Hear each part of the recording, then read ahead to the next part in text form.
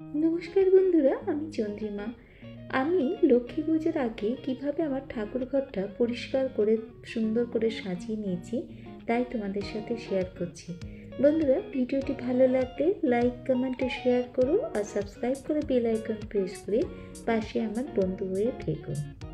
আমি স্নান করে পরিষ্কার বস্ত্রে ঠাকুর ঘরে এসে আগের যে কাপড়টা ছিল সেই কাপড়টা আমি পাল্টে নতুন কাপড় এখানে পাতলাম আর তার আগে ভালো করে চারিদিকটা পরিষ্কার পরিচ্ছন্ন করে নিলাম। পুজোর মধ্যে ভালো করে তো আগে চারিদিকটা পরিষ্কার পরিচ্ছন্ন করেই নিয়েছি। লক্ষ্মী পুজোর আগে আমি স্পেশালি এই জিনিসটা করে থাকি, সব সময় পরিষ্কার একটা কাপড় বা নতুন কাপড় আমি এখানে পাতি আর তার আগে জায়গাটা পরিষ্কার পরিচ্ছন্ন করে তারপরে মায়ের আরাধনার জন্য জায়গাটা প্রস্তুত করে রাখি। তো দেখো, আমার নতুন কাপড় পাতা হয়ে গেছে। তারপর জায়গাটা কেমন লাগছে তোমরা দেখেই বলো।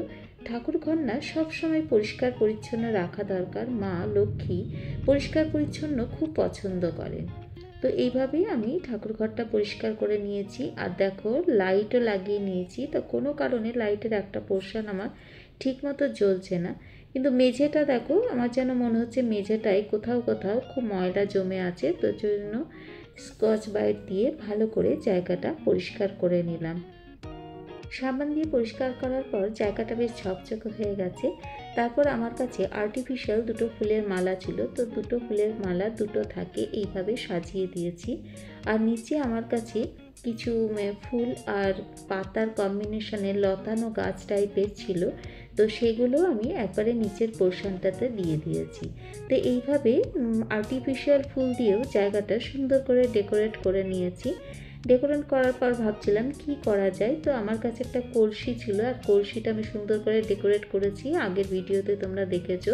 তো সেখানে পদ্ম ফুল ছিল, মা লক্ষ্মীর পদ্ম ফুল ভীষণ প্রিয়, তাই পদ্ম ফুল, গোলাপ ফুল আর এই লাল ফুল দিয়ে জায়গাটা সুন্দর করে, মানে আমার কাছে যা ছিল তাই দিয়ে আমি জায়গাটা সুন্দর করে সাজিয়ে নিয়েছি। আর আলপনা ছাড়া তো মা লক্ষ্মীর পুজো অসম্ভব, তো মানে আমাদের বাঙালি ঐতিহ্য অনুসারে, তো সেই জন্যই আমি কিছুটা আলপনাও দিয়ে নিলাম সামনে। সবটা সুন্দর করে সাজিয়ে গুছিয়ে নেওয়ার পর তারপরে এই জায়গাটা একটু আলপনা দিয়ে নিলাম। তো যখন আলপনা দিচ্ছি তখন ভাবছি যে মানুষ কত কি কিনে তারপরে ঘর সাজায়, কিন্তু আমার যা আছে তাই দিয়েই তো আমি ঘরটা সুন্দর করে সাজাতে পারি। সবসময় যে নতুন জিনিস কিনতে হবে তার কোনো মানে নেই। ঘরে যা আছে তাই একটু এদিক ওদিক করলেই দেখবে ঘরের রূপটা পুরো চেঞ্জ হয়ে যায়। তো আমি লক্ষ্মী পুজোর আগে এইভাবেই ঠাকুর ঘরটা সুন্দর করে সাজিয়ে নিলাম। আমি যে কাপড়টা পেতেছি সেটা না সাদা আর অরেঞ্জের কম্বিনেশনে, তাই এখানে আলপনা দেওয়ার সময় ওই কথাটা মাথায় রেখে আমি সাদা ও অরেঞ্জের কম্বিনেশনটা দিয়ে নিয়েছি। আর আমার যেহেতু সিঁড়ি ঘরের ওপরে ঠাকুর ঘরটা, তাই সিঁড়ির যে পোর্শনটা দিয়ে আমি ওপরে উঠে আসছি, মানে আমাদের মা লক্ষ্মী যে রাস্তা দিয়ে আসবেন সেই জায়গাটাও তো সুন্দর করে সাজাতে হবে, তাই না? সিঁড়িটা ভালো করে পরিষ্কার করে নেওয়ার পরে তারপরে এখানে আলপনা দিলাম, কারণ সিঁড়ির পোর্শনটা দিয়ে ওপরে উঠে তারপরে আমার ঠাকুর ঘরটা, তাই এখানেও মা লক্ষ্মী কীভাবে আসবে সেটাই সুন্দর করে সাজিয়ে দিলাম। তো মা লক্ষ্মীর চরণটা আমি সিঁড়ির এক দিকটাতে করে করেছি, কারণ মাঝখানে দিলে না অনেক সময় পায়ে লেগে কোনো না কোনোভাবে নষ্ট হয়ে যায়, আর ওই নষ্টটা দেখতে না আমার একটুও ভালো লাগে না, মনে কোথায় খুঁতখুত করে, তাই সিঁড়ির এক দিকটাতে আমি চরণটা এঁকে নিয়েছি। আর চরণ আঁকার সময় মানে একটা পা বাম পা ডান পা, বাম পা ডান পা এইভাবেই এঁকেছি, যেন ঠিক মা পা ফেলে ফেলে গৃহে প্রবেশ করছে, ঠিক সেইভাবেই আমি জিনিসটা ফুটিয়ে তোলার চেষ্টা করেছি। আর পুরো সিঁড়ি জুড়ে সাধারণ একটা কি বলবো, এরকম ঢেউ খেলানো করেছি আর একটা জাস্ট পয়েন্ট পয়েন্ট দিয়ে নিয়েছি। খুবই সাধারণ আলপনা, কিন্তু সাধারণও যেন তো বিশেষ ক্ষেত্রে অসাধারণ হয়ে ওঠে, আমার তো তাই মনে হয়। ঠাকুর ঘরে দেখবে কিছু নেই, জাস্ট একটু আলপনা দিলে তাই পুরো জিনিসটা অন্যরকম হয়ে যায়।